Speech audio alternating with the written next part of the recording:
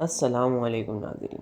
تاریخ کا ہر سال اپنے دامن میں کچھ نہ کچھ خاص چھپائے ہوتا ہے، لیکن 1974 ایک ایسا سال تھا جس نے نہ صرف پاکستان بلکہ پوری دنیا کی سیاست، کھیل اور سائنس کا نقشہ بدل کر رکھ دیا۔ آج کی اس ویڈیو میں ہم آپ کو لے چلیں گے 1974 کے اس سفر پر جہاں ہم دیکھیں گے کہ 1971 کے اس سفر پر جہاں ہم دیکھیں گے کہ اس ایک سال میں آخر کتنے بڑے انقلاب آئے۔ سب سے پہلے تو ڈیٹ کا بہت مسئلہ ہے، 1971 اور 1974 ایک ایسی ڈیٹ ہے جس کے میں بھی کنفیوز ہو جاتا ہوں، اور بہت سے تاریخ دان بھی ہوئے ہوں گے۔ اس کہانی کا آغاز 1970 کے انتخابات سے ہوتا ہے۔ مشرقی پاکستان میں عوامی لیگ کے سربراہ شیخ مجیب الرحمان نے بھاری اکثریت سے کامیابی حاصل کی، لیکن مغربی پاکستان کی سیاسی قیادت اور بیجا خان کی حکومت اقتدار منتقل کرنے میں ہچکچا رہی تھی۔ سب سے پہلے تو سمجھ جا دیتے ہیں جن لوگ ہمارے نئے چینل پہ آئے ہیں، جو لوگ نئے ہسٹری کی فیلڈ میں آئے ہیں، نئے انہوں نے ہسٹری کو جاننا شروع کیا ہے، ان کی اردو کمزور ہے، تو مشرقی پاکستان، مغربی پاکستان، تو اس میں نے ایک ورڈ استعمال کیا تھا، اس کو کہتے ہیں مشرقی پاکستان، شاید میں نے کیا ہو، جی بالکل، کامیابی حکومت اقتدار منتقل ہو چکی تھی۔ اس کے بعد پھر ہم بات کرتے ہیں مشرقی پاکستان میں۔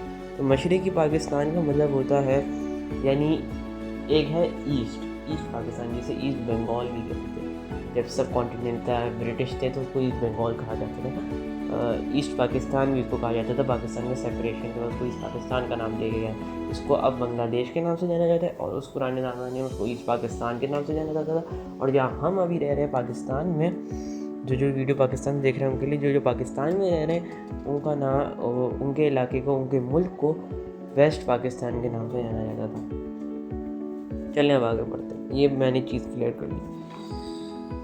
یہی وہ وقت تھا جب ادھر ہم ادھر تم جیسے نعرے ابھرے اور سیاسی ڈیڈ لاک پیدا ہوا۔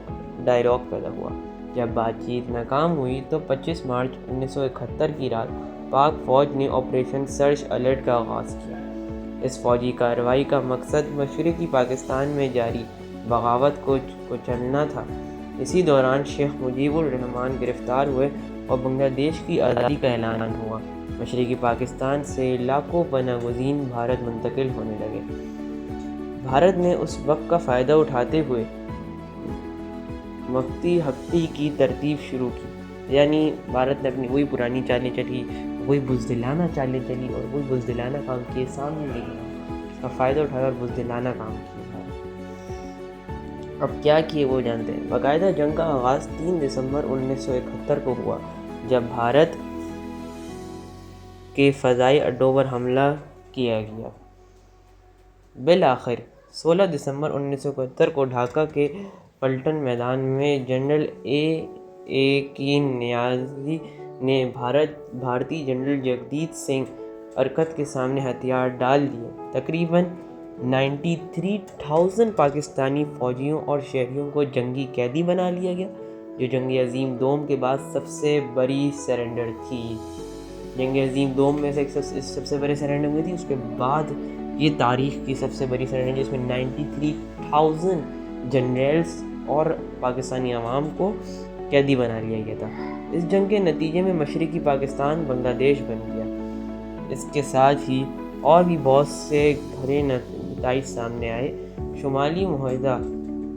شملہ معاہدہ ہوا، 93,000 قیدیوں کی واپسی ہوئی، لیکن خطے کو جیو پولیٹکس ہمیشہ کے لیے بدل گئی۔ اب جانتے ہیں، ایک بہت ہی اچھی مسٹری تھی اور بہت ہی ایک سنیمیٹک مسٹری تھی، PNS غازی مسٹری۔ وہ کیا تھی؟ ایک جہاز صحیح ہے، جانتے ہیں اس کے بارے میں۔ اس جنگ کا ایک سب سے بڑا اور سنسنی خیز معرکہ سمندر کی گہرائیوں میں لڑا گیا۔ پاکستان کی فخر کھلانے والی آبدوز PNS غازی کو ایک خفیہ مشن پر روانہ کیا گیا تھا۔ اس کا مقصد بھارتی طیارہ بردار بحری جہاز INS وکرانت کو تباہ کرنا تھا۔ نومبر 1971 میں غازی کو کراچی سے خلیجی بنگلہ دیش کی طرف بھیجا گیا، جو ایک طویل سفر۔ بھارتی بحریہ کو غازی کی موجودگی کا علم ہو چکا تھا۔ انہوں نے اپنے بہترین جہاز وکرن کو بچانے کے لیے ایک چال چلی اور اسے انڈمان جزیرے میں چھپا دیا، جبکہ غازی کو وشال پٹنم کے بندرگاہ کی طرف راغب کیا۔ اس کے بعد کیا ہوا؟ پراسرار انجام: 6 دسمبر 1971 کی رات وشاکھاپٹنم کے ساحل کے قریب ایک زوردار دھماکہ ہوا اور غازی سمندر کی تہہ میں ڈوب گیا۔ دوستوں، امید کرتے ہیں یہ ویڈیو آپ کو اچھی لگی ہو تو لائک کریں، شیئر کریں، سبسکرائب کریں، زیادہ تر لوگوں میں شیئر کریں تاکہ یہ انفارمیشن اور بھی ان لوگوں میں بڑھے اور ان کے اندر بھی دلچسپی پیدا ہو اور کچھ نیا سیکھنے کا ہنر مند پیدا ہو، کچھ نیا سیکھنے کا دلچسپی پیدا ہو۔ شکریہ، اللہ حافظ۔